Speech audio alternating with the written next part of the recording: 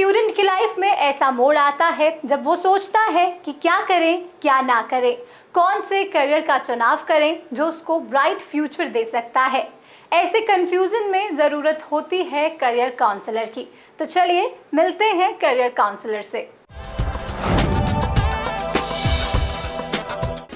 एक रिपोर्ट के मुताबिक बैंकिंग, फाइनेंस और अकाउंटिंग के क्षेत्र में 2022 तक 16 लाख से ज्यादा नौकरियां आने वाली हैं। 2013 में बैंकिंग व नॉन बैंकिंग फाइनेंशियल सेक्टर में 19 लाख रोजगार थे, जो बढ़कर 2022 तक 31.6 लाख हो जाएगी। 2013 में बैंकिंग हाउसेस में 8 लाख रोजगार थे, जो बढ़कर 2022 तक 12 लाख हो जाएंगे। 2013 में इंश्योरेंस सेक्टर में 3.4 लाख रोजगार थे, जो 2022 में बढ़कर 4.9 लाख हो जाएगी। 2013 में म्यूचुअल फंड सेक्टर में 1.6 लाख रोजगार थे, जो 2022 में बढ़कर 3.1 लाख हो जाएंगी।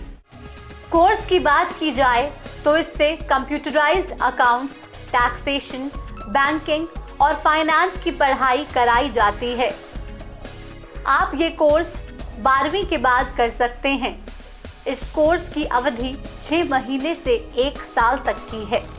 स्कोप का देखिए ऐसा है कि जैसे मैंने बताया कि can you imagine any business without accountant, can you imagine any business without finance, without taxation, तो आपका आंसर रहेगा ना। सो जहाँ भी बिजनेस है वहाँ पे अकाउंटेंट की ज़रूरत है। तो इसकी भारतवर्ष के अंदर में काफ़ी ज़रूरत है और बहुत अपॉर्चुनिटी है। एक मोटे अनुमान के अनुसार अभी भारतवर्ष के अंदर में करीबन 70 से 80 lakh accounts and finance field के अंदर में लोग काम कर रहे हैं। हर साल 10 लाख नई नौकरियाँ जनरेट होती है। तो ट्रेंड मैन पावर की बहुत ज़रूरत है। बच्चे की स्टार्टिंग जॉब लगती है 10 से 15 हज़ार रुपया, और वो 3 से 5 साल के अंदर में बच्चा 25 से 40 हज़ार तक पहुंच सकता है। और इसके लिए एक चीज़ मैं बोलना चाहूँगा कि ये कोर्स करने के लिए किसी को बहुत आईक्यू लेवल हाई होना ज़रूरी है। इवन एक मीडियोकर बच्चा भी जॉब कर सकता है एंड अकॉर्डिंगली प्रोग्रेस ले सकता है। ये फील्ड पूरी तरह प्रैक्टिकल नॉलेज पर निर्भर करती है। बच्चे कॉमर्स सीख के आते हैं, उनका नॉलेज काफ़ी थ्योरेटिकल है। बच्चों का दोष नहीं है, बिकॉज हमारा कॉलेज का सिलेबस ऐसे ही है। और कंप्यूटर आने के बाद बहुत सी चीज़ें चेंज हुई है। आज की डेट में आप देखते हैं तो हर चीज़ अपलोड होती है। पहले रिटर्न फाइल होते थे, आज रिटर्न अपलोड होते हैं। तो ये जो चीज़ बच्चे को नहीं आती है, जबकि एम्प्लॉयर को ये वाली चीज़ें चाहिए कि बच्चे को ये ऑनलाइन वाली चीज़ें आ सकती है कि नहीं आ सकती है। तो मैंने देखा कि ये एक गैप है। एक साइड के अंदर में बच्चों को जॉब नहीं मिलते हैं, दूसरी साइड के अंदर में क्लाइंट्स कंप्लेन करते थे कोई अच्छा ढंग का आदमी नहीं मिलता है। So what is the gap? Gap is the skill. So जो चीज़ एम्प्लॉयर को चाहिए वो चीज़ यदि बच्चे को आती है तो वो डिमांड में है। और बच्चे को 6 महीने से 12 महीने के कोर्स के अंदर में आराम से अच्छी नौकरी लग जाती है। कॉमर्स की पढ़ाई हमेशा थ्योरेटिकल मेथड पर निर्भर होती है, जिससे कंपनी डिमांड्स और एजुकेशन सिस्टम की वजह से गैप आ जाता है। ये कोर्स इसी गैप को कम करता है। आप देखेंगे तो accounts, direct tax, indirect tax, नाम देखेंगे तो आपको लगेंगे सब सिमिलर है, बट ये सिमिलर नहीं है।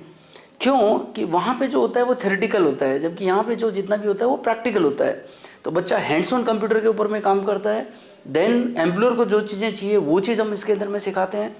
तो प्रैक्टिकल नॉलेज होने से बच्चे का एम्प्लॉयबिलिटी एनहांस होता है।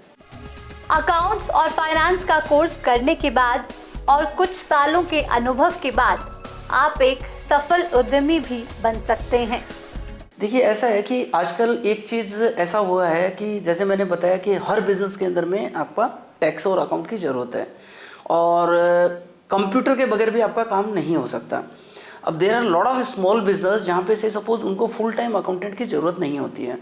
सो दे नीड एन अकाउंटेंट जो घंटा 2 घंटा उनके पास आए, या हफ्ते के अंदर में 1 बार 2 बार आए और उनका अकाउंट्स का पूरा काम अपडेट करके दे दे। तो एक अपॉर्चुनिटी जो निकलती है, बहुत से बच्चे ऐसे हैं जो अपना एक लैपटॉप लेते हैं और देन वो ये इस तरह का फ्रीलांसिंग जॉब करते हैं। So this is a freelancing where suppose it is you are your own boss, और आप 5-6 क्लाइंट के पास काम करके आराम से 25 से 30 हज़ार रुपया निकाल सकते हैं जस्ट कोर्स करने के बाद। इस फील्ड में रोजगार के अवसर भरपूर हैं। अगर आप में ये सब गुण सीखने की क्षमता है तो आप भी इस क्षेत्र में अपने उज्जवल भविष्य की शुरुआत कर सकते हैं।